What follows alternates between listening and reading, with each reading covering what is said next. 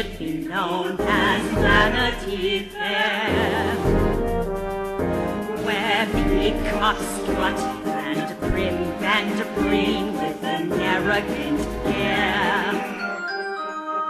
They like to be seen and make people think they are so debonair. Wherever you go, you will find them there. They are everywhere. It can be so frustrating when no one pays attention, when maybe you just need someone to care. Sometimes the odds seem stacked against you when life seems so unfair. It's a fact, odds are stacked against those who don't conform with that. The show is a modern-day musical loosely based on William Thackeray's classic novel Vanity Fair. The central character is Becky Sharpe, an attractive and high-spirited young woman who lives with her widower and heavy-drinking father in the less salubrious parts of town. In the following song, she expresses her determination to escape her circumstances.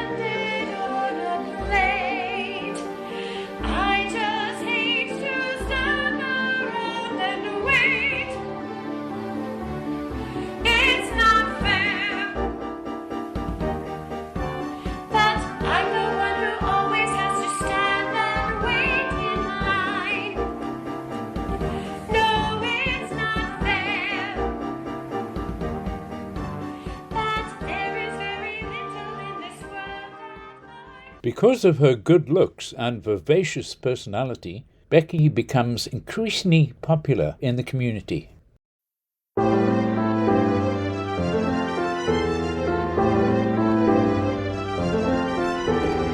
can we say about Becky Sharpe? She's that becoming Miss Popularity. Everyone thinks she's so sweet and nice.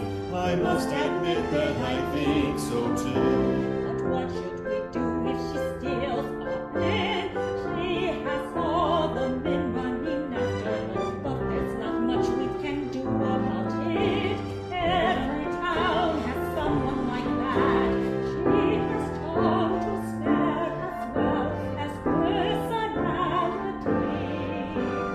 I hope that some of her charm will rub off on me. We all want to be her friend. Someone told that. She has tact, and that's a fact. Could it be an act? I'm always suspicious of. Becky soon becomes close friends with Jennifer Sedley, daughter of a prominent and wealthy businessman. Jennifer invites Becky home to meet her father and her brother Joseph, whom Jennifer describes as shy and sweet. Becky is immediately interested. She says she is tired of arrogant men who vie for her attention. If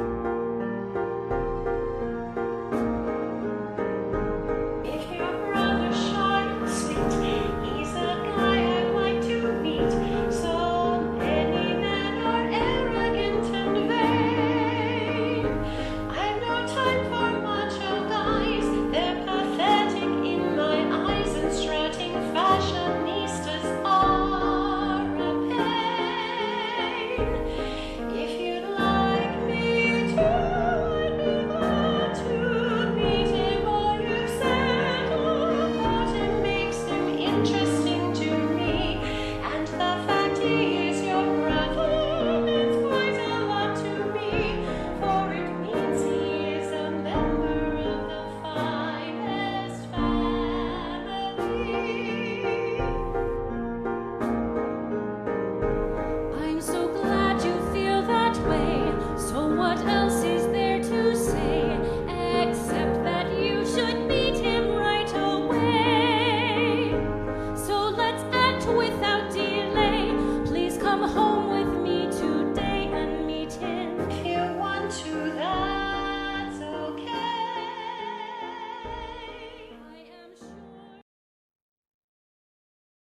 Joseph is immediately smitten by Becky.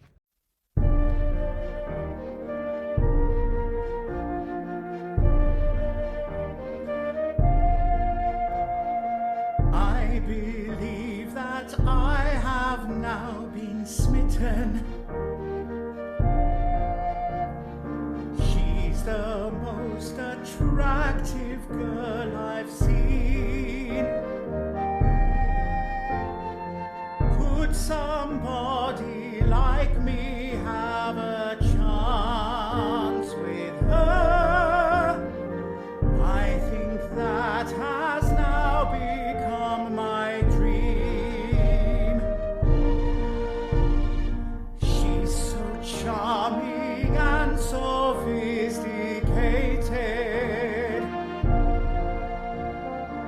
How could one like me? Becky and Joseph begin seeing each other on a regular basis, and some begin to speculate on Becky's motivation in becoming involved with Joseph.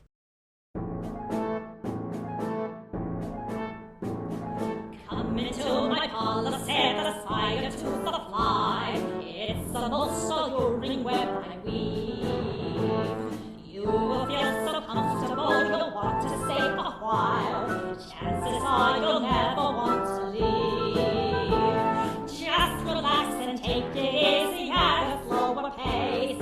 Make yourself at home here in my place. You'll never wish for any other place to be. You'll enjoy it in my warm embrace. Don't take any notice of what other people say.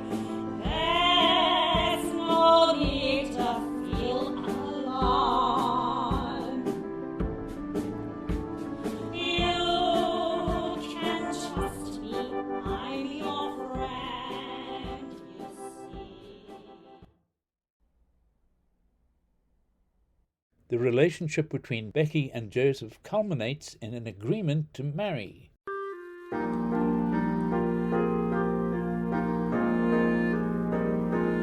I just can't believe that you'd want to marry me.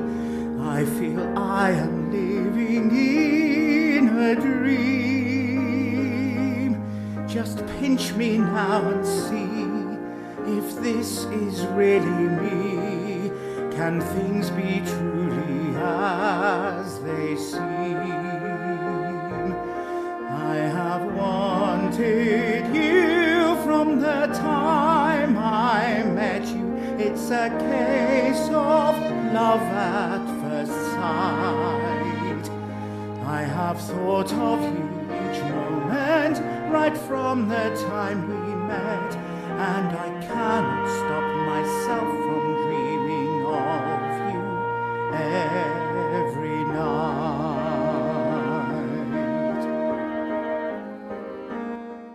Joseph is overjoyed, considering himself to be the luckiest man in the world. I'm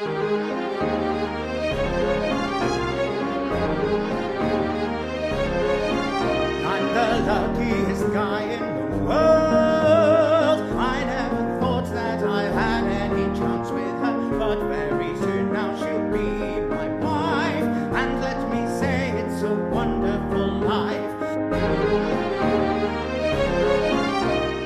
She'll be mine, oh what a thrill. Just when I thought I was over the hill, I can't wait to marry her. All things have changed now from what they were.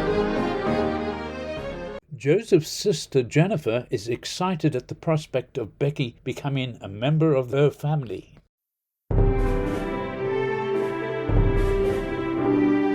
It will be exciting having Becky in the family. We will have such fun together, just you wait and see. I can learn a lot from her, it's how it ought to be. We will have such good times, her and me. How long I've waited for someone like her.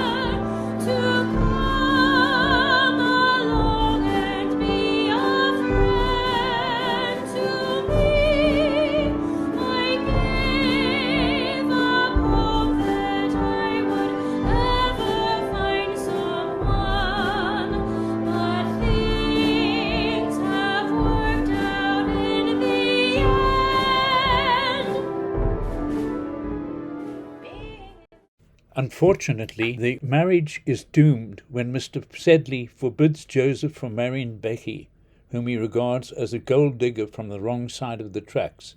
He promises to cut Joseph off from any money if he does not heed his advice and goes ahead and marries Becky. There's one thing I know for sure, that her heart is good and pure, and I wish that you could see it too. How I wish that you would try to see just how much she means to me. Friends lament the tragedy of the romance that Joseph's father has put an end to.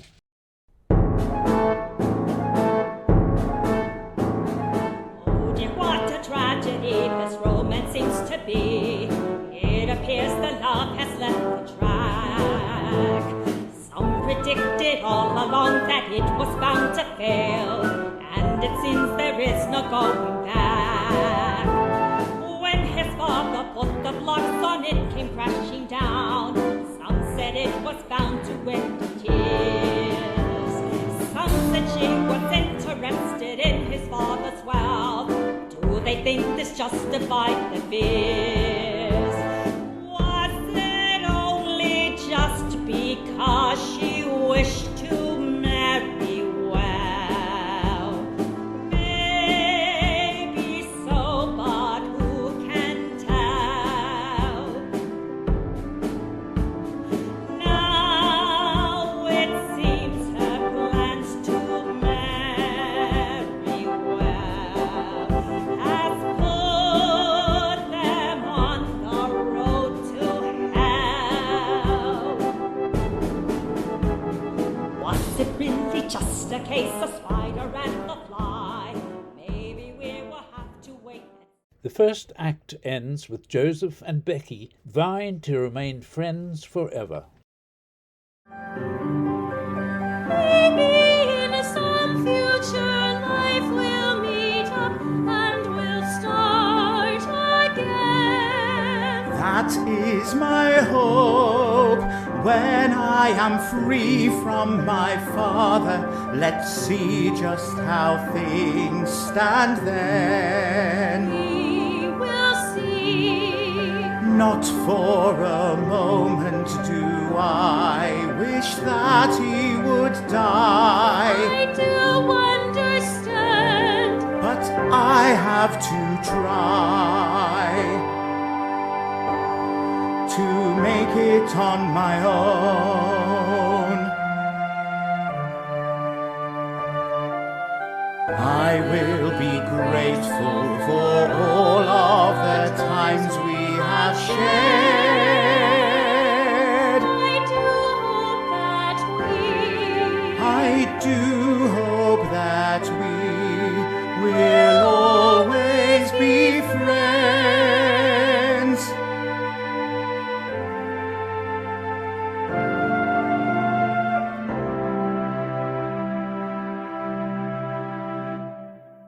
Act 2 opens with the appearance of a new character named Rawden Crawkey, a handsome and dashing young man who comes from the richest family in the county. He has his pick of any woman in town with the exception of Becky Sharpe, who regards him as arrogant and conceited. Crawley thinks she is just plain hard to get.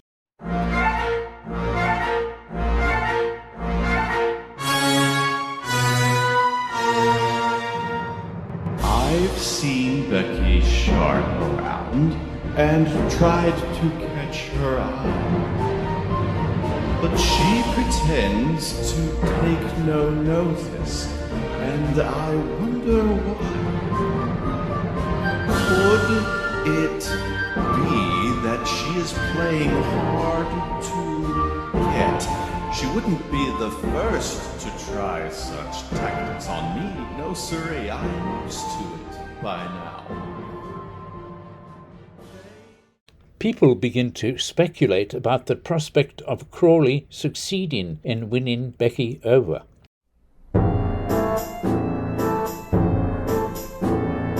There's another spider. bit of web to weave. He has all the powers of seduction in his grasp, plus assets you would not believe. Some say he is looking for a trophy wife, someone he can wear upon his sleeve. That's what he's shopping for. His price tag might be high, but not enough to make him say goodbye. He has everything he needs to get him what he wants. There's simply no one else who can compete. The odds are... Crawley is persistent in his pursuit of Becky, but Becky remains resistant to his overtures. Crawley then tries a new tactic and suggests to her that they have a lot in common. I think we have so much in common, with our reputations all wrong. No one else comes even close to the things we share the most, so together is where we belong. Give me time, I'll think it over. But I'm making no guarantee. You're making very clear it's an interesting idea, but it may not be quite right for me. For I also want you. Some people are very skeptical about Rawden Crawley's intentions, wondering, like Becky, if he is simply wanting to add another conquest to his belt. So what will become now of Becky Sharpe? Will she choose to marry this Crawley guy? She can't be so unpredictable. There is just no reasoning why.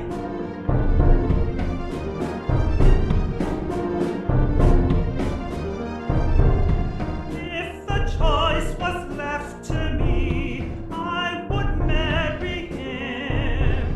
But you never know with Becky, she is a creature of whim. So now you know all you need to know. I have brought the whole story up to date. Now we can all just sit back and relax as we wait to discover her fate. Before agreeing to Crawley's proposal, Becky consults her father and Joseph's sister Jennifer. She tells Jennifer that Joseph is the love of her life.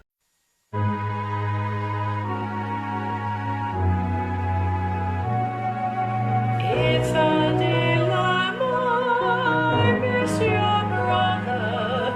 I believe now he's the love of my life. I never fully realized that he is a true rarity.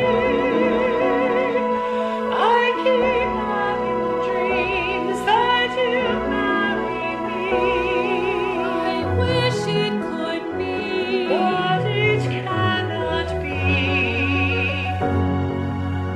We will be sad to hear you're getting married, but we cannot always have things our way.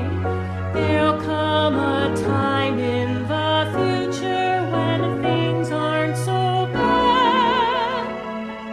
You've helped him a lot, I cannot see. Raising his self-esteem when he is so sad. Yes, that is too bad.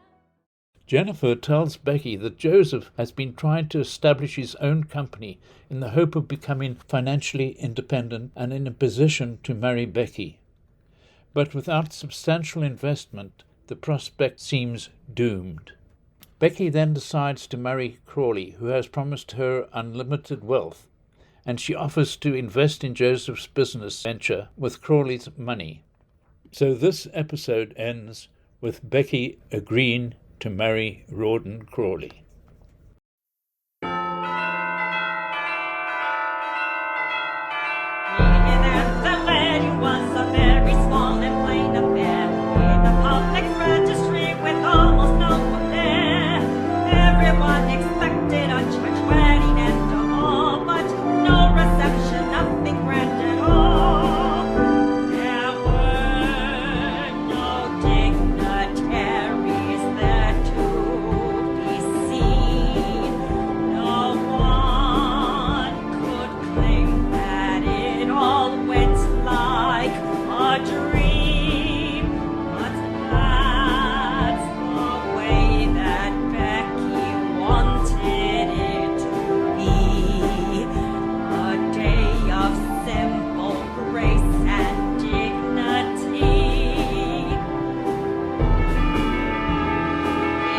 disappointing to all those who were expecting more. But who can say just what the future plans may hold in store?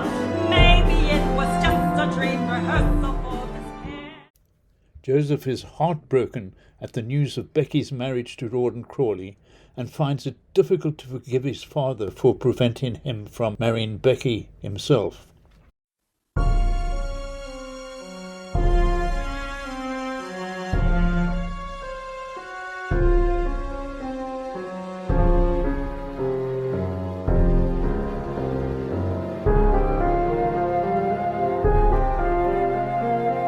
Now she's married someone else. I don't know what to do.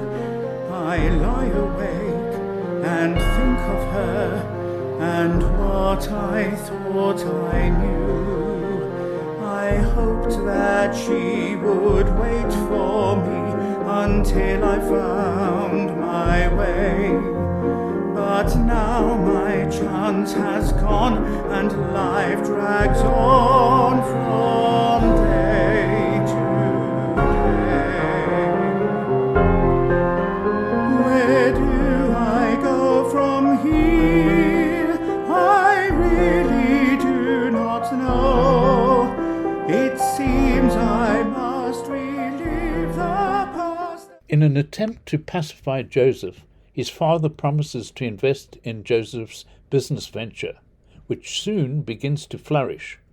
It is not long before Rawden Crawkey discovers that Becky has been investing in Joseph's company, and he realizes that Becky is in love with Joseph.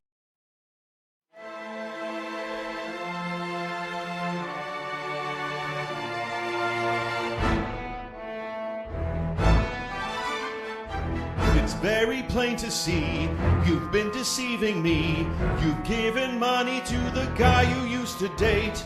And now I also see he has your loyalty. He's the man that you prefer to me. I never lied to you. I told you from the start that you'd have my soul, but not my heart. When I became your bride, I stood right by your side. In that respect, I have been true to you. I learned in that life, and I did what was expected of me. I gave you the most I complaints, and you tried to be what you wanted me to be. Except that you did not love me. You knew from the start. I'm sorry if you can't accept who I am. I think this marriage... In an attempt to pacify Joseph, his father promises to invest in Joseph's business venture, which soon begins to flourish. Rawden Crawkey graciously concedes to divorce Becky, and she and Joseph immediately begin plans to marry.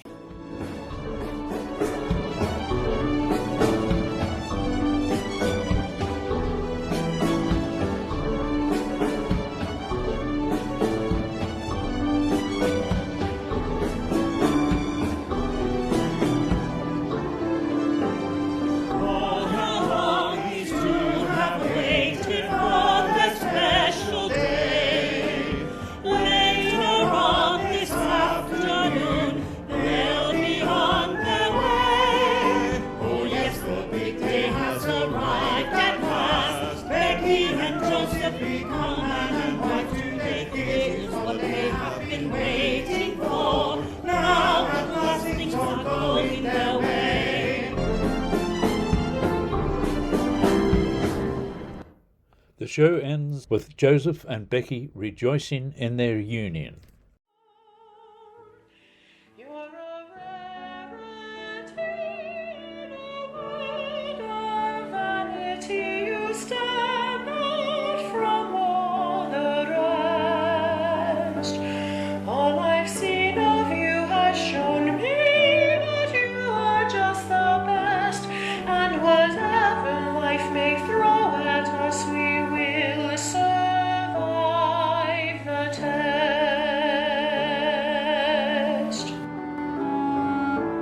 There's no doubt that knowing you has changed me, and I know I'll never be the same. You have given me new hope and strength enough to cope, and shown me how to play the game. From now on our lives will be joined together as we say goodbye to the past. On this most auspicious day, I believe that I can say I feel confident that what we